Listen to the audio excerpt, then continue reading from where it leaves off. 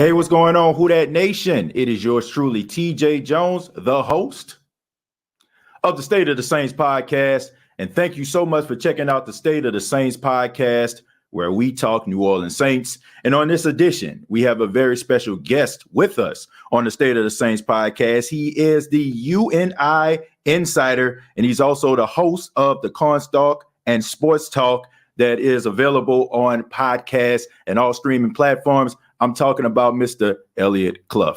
Eliot, how you doing, man? I'm great, man. I appreciate you getting that good intro in, and you pronounced my last name right. That is new. That's for sure. Hey, those phonetic skills that I got at Jackson State, coming in. But thank you, Eliot, for being here. I really do appreciate it, man. You and I, of course, the New Orleans Saints, they drafted left tackle, offensive tackle, Trevor Penning.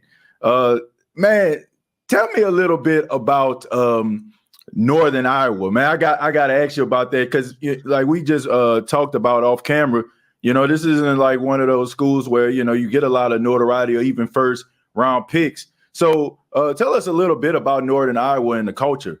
Sure. Yeah. I mean, UNI, they're an FCS program, right? That's why a lot of people haven't heard of them. Most people, if they've heard of UNI, it's from basketball when they went to the Sweet 16, upset number one overall seed Kansas in 2010. Ali Farouk-Manesh, right? And then more recently, Paul Jesperson hit that half-court shot to beat Texas in the tournament. But when it comes to football, UNI is consistently one of the best programs in the country in FCS. They're in what a lot of people deem the SEC of the FCS, which is Missouri Valley Football Conference. They're with North Dakota State, which I think a lot of people know of is one of the top programs. They win nationals all the time, and it's kind of annoying.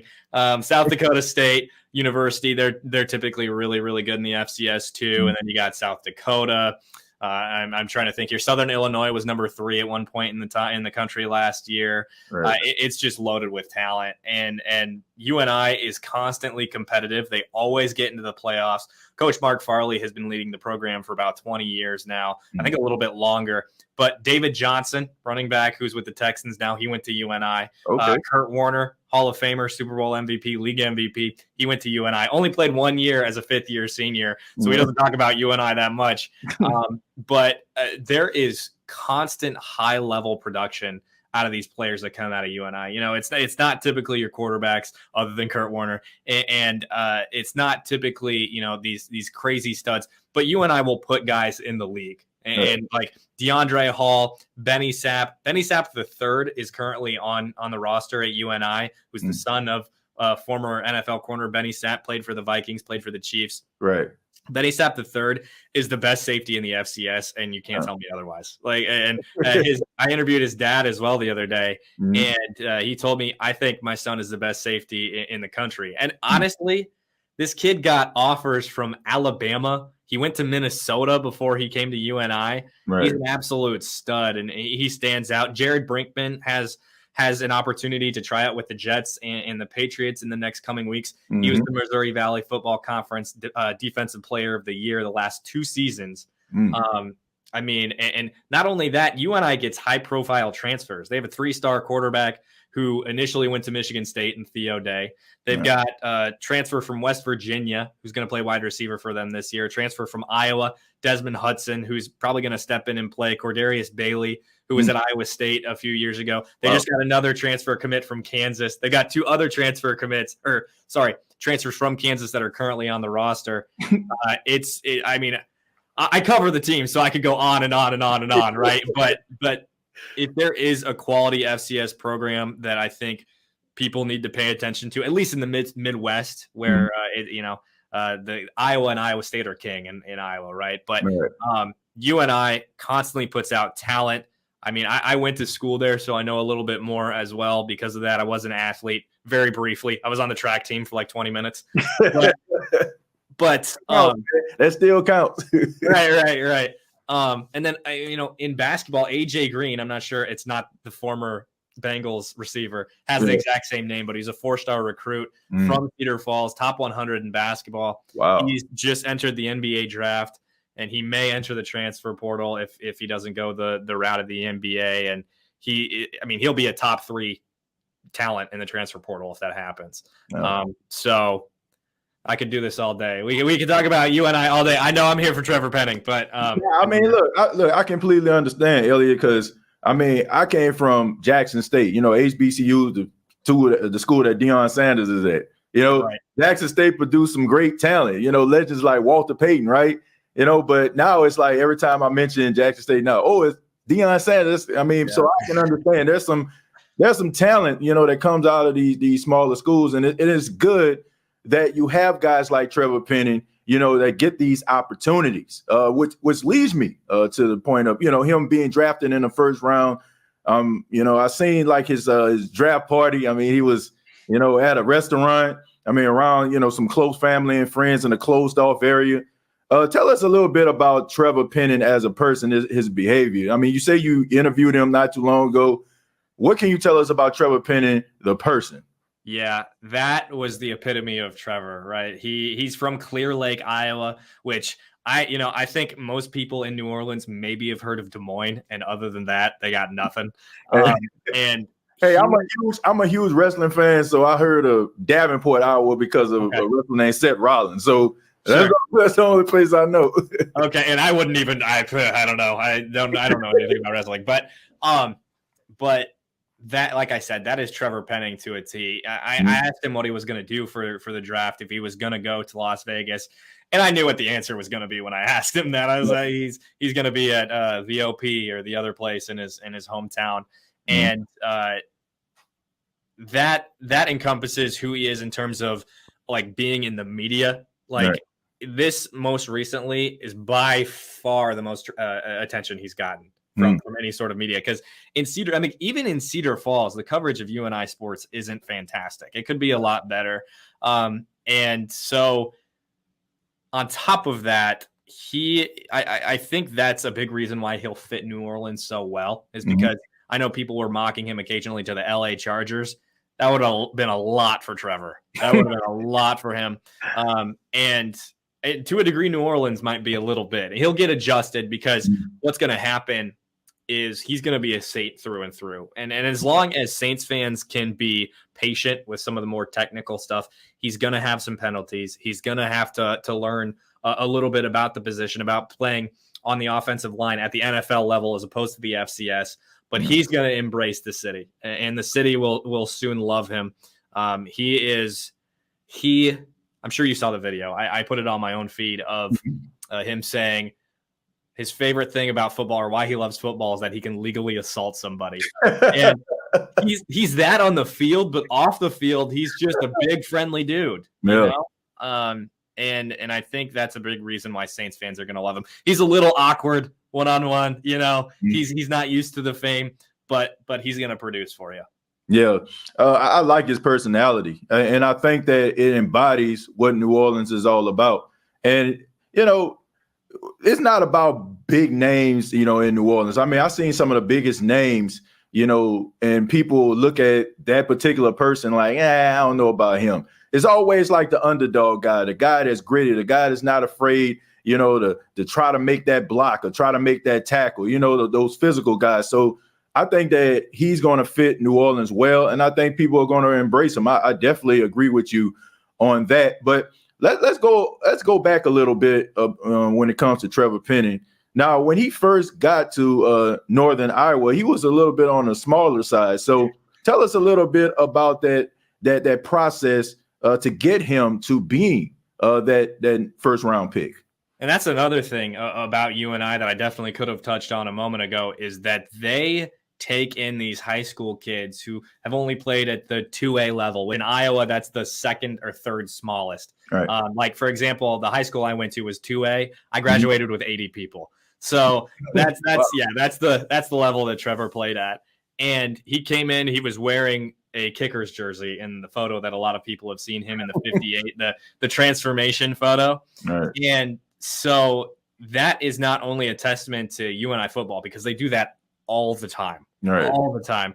And it's also a testament to Trevor, because the amount of work he had to put in to get that big compared to what he was, the amount of food he had to eat is probably, I've been at a point, and I'm sure you have too, and other people can relate to this, of when you're trying to put on weight, maybe you're in the gym and you want to get a little bit bigger, you have to eat a lot. Right. And probably to the point of being uncomfortable. And I'm sure Trevor had to do that a lot. Maybe not so much anymore, but I'm sure he had to do that when he first came to UNI. He has the squat record at UNI, 625 pounds, 675 pounds. Yeah, something like that. It's pretty wild. And just, I mean, obviously, like the sheer amount of work, and he really didn't know what it meant to play left tackle when he came to UNI. He had to learn a lot. He had to learn under Spencer Brown, who's now with the Buffalo Bills there. I think he's that right tackle for them. And it's the same thing for Spencer when he came to UNI. He was a twig. He was playing 8-man football. He was a tight end, and now he's a right tackle in the NFL. And I mean, I could go on, like Briley Moore. I think he was on the practice squad for the Titans last year, went undrafted. He was a stud at UNI, transferred to Kansas for his final year of Kansas State for his final year of eligibility. And he was a wide receiver when he came in. He bulked up, learned how to block, and was the leading receiver in, I think, 2019, either 2018 or 2019 for UNI in reception yards. And so that is very much a UNI staple right there. They take these kids who are under recruited. Trevor Penning didn't have a single offer other than UNI, and they build them into these type of. Now this is the first round pick in UNI history, but they build these guys. They learn the technical part of the game. They our offensive line coach here at UNI, Ryan Clanton. He used to be a offensive lineman for the Oregon Ducks, and now he's on staff. He's a offensive coordinator now, just got promoted. And he likes to post pictures of these guys and talk about the work that they're doing and hashtag dogs in all caps. Like that's what they are. That's what they build at UNI, and it's becoming a tradition of making offensive linemen that either get on a practice squad, get the chance at the NFL, or become a first-round pick like Trevor Penning. Spencer Brown was a third-round pick last year. And then Ellerson Smith, who's a pass rusher, he's an edge for the Giants. He was a fourth-round pick. I mean, it's just constant from UNI now. It's not, UNI is not Alabama, right? Yeah. But for an FCS program, they're putting out players like this, and Trevor Penning is the epitome of it.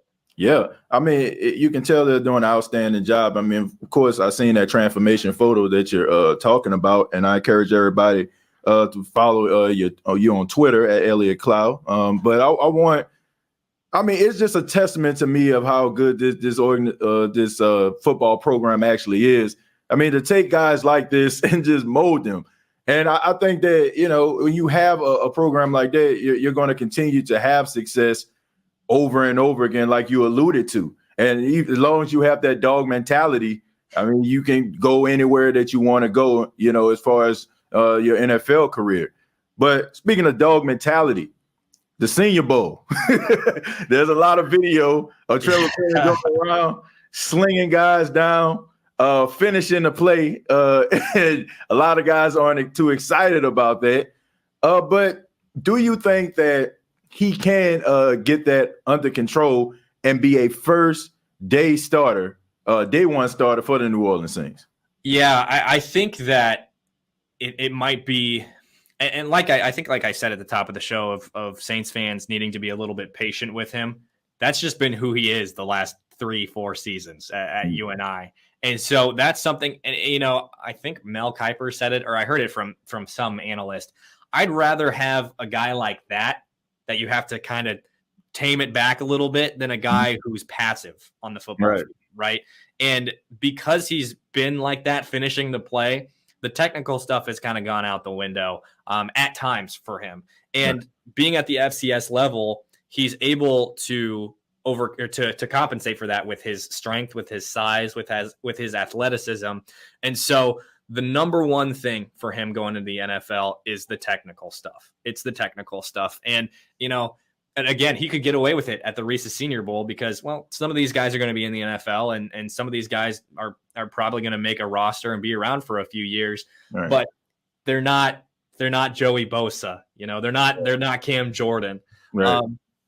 And so the number one priority for him is going to be the technical stuff. And I think he's a day one starter. You're probably going to be more comfortable with him at your right tackle than your left tackle right away. Right.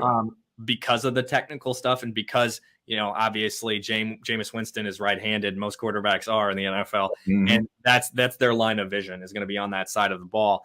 And so I'm more comfortable with Penning there probably, I don't know, first few weeks, maybe first season in the league.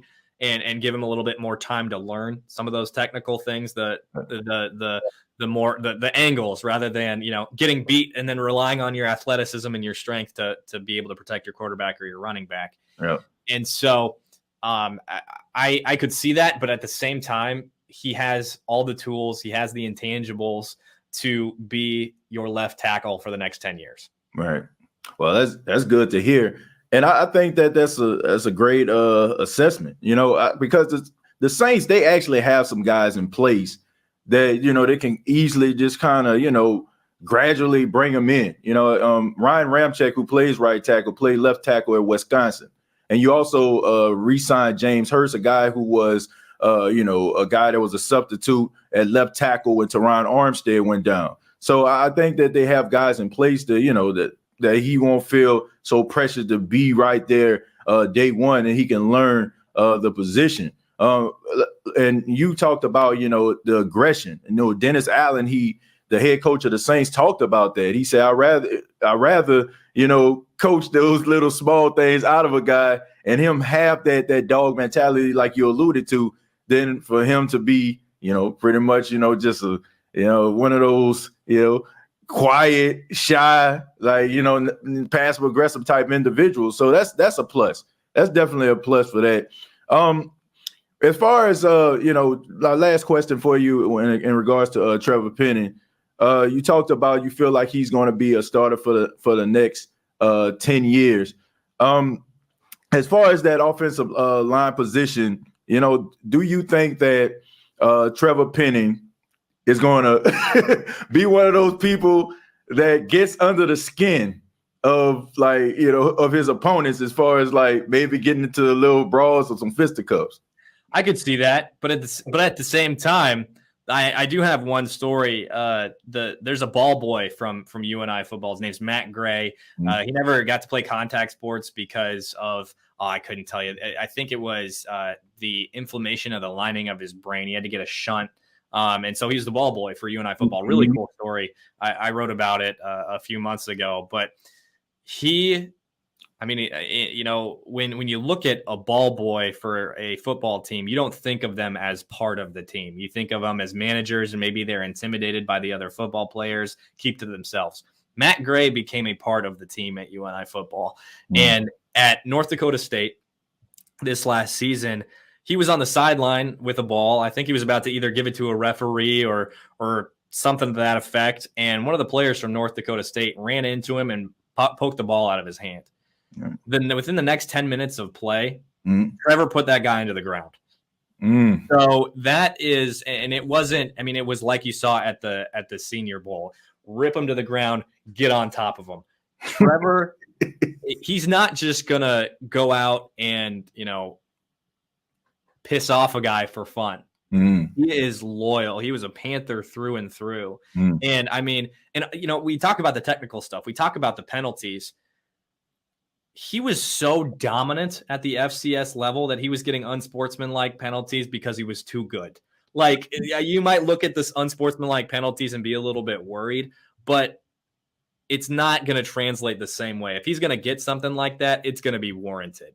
Wait, can you give me an example? Like, is there a play that sticks in your mind where he got an unsportsmanlike penalty, but it wasn't justified, or was it something that occurred like constantly? Oh, sure, it's just putting those guys into the ground, and a lot of it is, you're told to finish the play, right? Right. And it was he got a decent amount of those this year. And Coach Mark Farley was not happy because he's like, what is he supposed to do? We're playing football. We're not playing patty cake. Right. So, Trevor was over it by the end of the season. But, you're just not going to see that to the same degree in the NFL. Right. And if it's an unsportsmanlike conduct penalty that happens in the league, it's going to be warranted. It's going to be because somebody is messing with Jameis Winston or giving a hard time to Alvin Kamara. And with a 99.9 PFF run block grade, I am jacked to see what he can do in terms of blocking for Alvin and Mark Ingram. Yeah, I mean, I'm looking forward to it. But my final question for you, I know you covered the Pelicans for a while. Worlds collide, man. This has been really weird. This has been weird. Yeah, I know. Everything full circle for you. Right. Yeah, seriously, like the Pelicans, I mean, they had a very magical season. They gave the Phoenix Suns all they can handle. They end up getting eliminated in Game 6. What's your overall opinion and what you saw this past season from the Pelicans? Man, when I was covering the Pels at the beginning of the season and this last summer, I spoke with a Suns insider from the Arizona Republic. Mm-hmm. And after that conversation, I was sold on Willie Green. And, the beginning of the season was tough. And some ignorant people were saying, fire Willie Green. It's his fault. They're 1-12. Like, okay, like really? Really? Like, I was just so beyond me. And I am just so incredibly happy, not only for Willie, who chances are he has no idea who I am, but so happy for the city of New Orleans because they've been through the ringer in the last 5 years with Anthony Davis being a douchebag because he is a douchebag, and Zion's injury history, especially within these last couple years. Mm-hmm. Brandon Ingram appearing to be an all-star and not getting the nod the last 2 seasons. Right. Stan Van Gundy being a complete and utter dumpster fire. Steven Adams and Eric Bledsoe coming in. And this year, the city was revitalized. New Orleans was never not a basketball city. Yep. It's tough to support a team that is struggling the way they were and that has the culture or had the culture that they did. Right. Willie Green completely turned it on its head in the best way possible. Jose Alvarado, and 2 years in a row that the Pels have gotten a two-way guy and turned him into a fully guaranteed player who's receiving regular minutes. Him and Najee Marshall the year prior. And the addition of CJ McCollum was massive. It was tough to say goodbye to Josh Hart. Who knows? He might come back at this rate because he and Nikhil both clearly love being in New Orleans. They both said that neither of them wanted to leave. Yeah. And the Smoothie King Center turned out. Like the people in New Orleans turned out to the Smoothie King Center this year. Yeah. I'm not sure if you're familiar with the folks at Boot Crew Media. That's who I was covering the Pels for. Justin Napoli, Ross Teveno, and Chris Connor, the Spaces legend, right? Those guys really stepped it up this year. And along with that, the team was just on another level. And to see the amount of smiles that we've seen and the investment, and these guys, they want to be in New Orleans. Yep.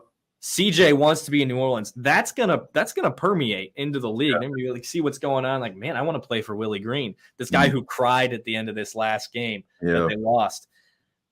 New Orleans and the Pelicans, they're different this time. They're different, and this is long term.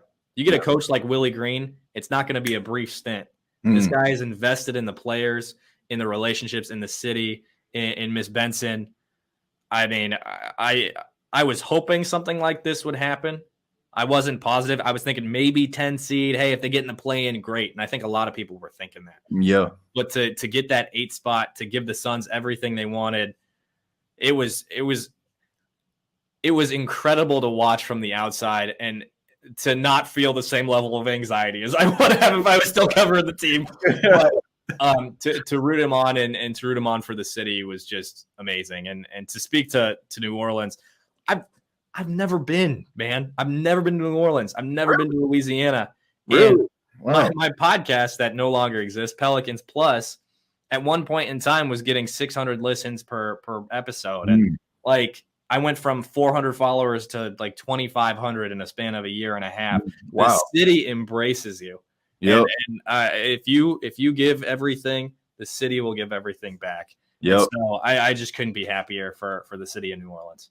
Yeah, I mean, you look at the Pelicans, it was an incredible, Cinderella story. I mean, can you imagine what would happen if Zion was there? It probably would have possibly got out of the first round. But and next year they've got a 25% chance of getting a top 4 pick. They're going to have a top 10 pick. Yep. Yeah, because acquired by the Lakers. So I mean, the sky's the limit for him. And there's one person that we have to thank. Yes, Willie Green. Yeah, Jose Alvarado and CJ McCollum. But Kendrick Perkins. He